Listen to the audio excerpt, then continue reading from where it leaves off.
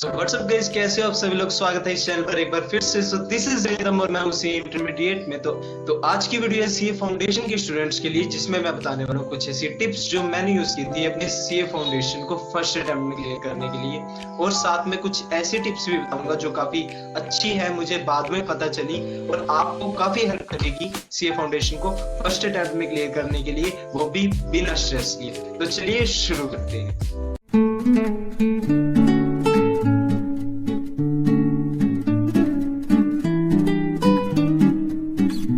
इस वीडियो को मैंने दो पार्ट्स में डिवाइड किया है, जिसमें से मैं पहले पार्ट में बात करने वाला हूँ क्लासेस के बारे में और दूसरे पार्ट में मैं रिवीजन के बारे में बात करने वाला हूँ। तो सबसे पहले हमें जानना है कि हमारा सिलेबस एंड एग्जाम पैटर्न क्या है, क्योंकि ये हमारी ओवरऑल प्रिपरेशन की डायरेक्शन को डिसाइड करने वाला है।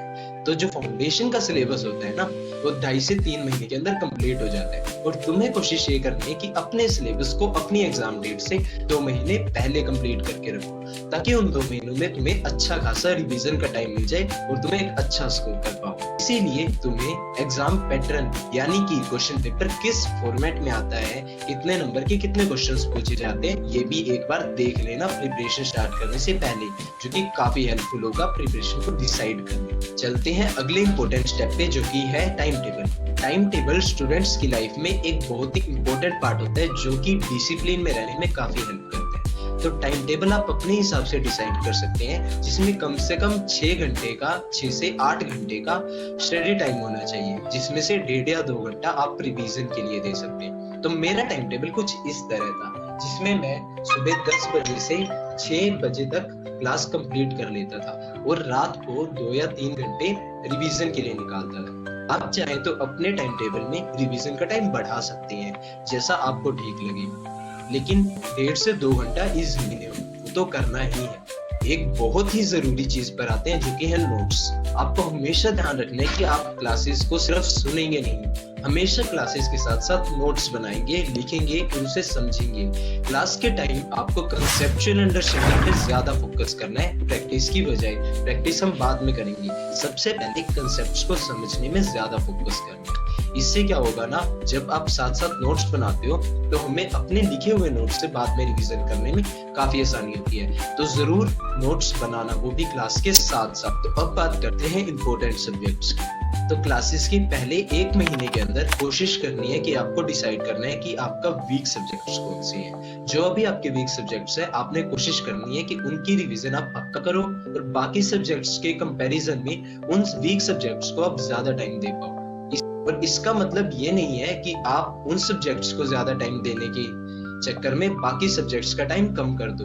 ये आपके एग्रीगेट पे काफी फर्क डाल सकते हैं। तो कोशिश करना कि अपने पुराने सब्जेक्ट्स का टाइम सेक्रीफाइस बिना किए अपने वीक सब्जेक्ट्स को ज्यादा टाइम दे पाओ। तो सिलेबस की बात तो हो गई, अब चलते हैं रिवीजन की तरफ। तो 2 महीने में किस तरह रिवीजन करनी है और किन किन बातों का ध्यान रखना है, ये मैं अब बताने वाला हूँ, तो ध्यान से सुनना।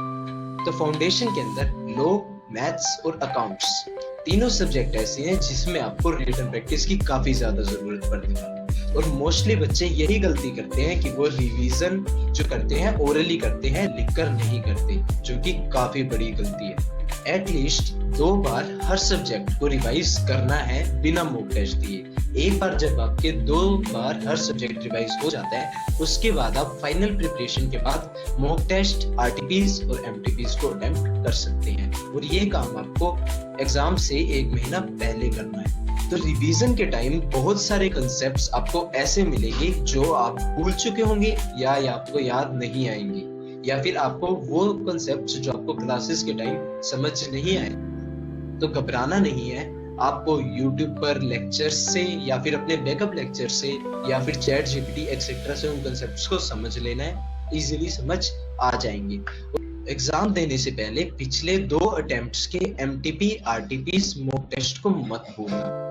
बहुत सारे क्वेश्चन आईसीआई उन्हीं में से डालता है, तो उन्हें जरूर कर जाना।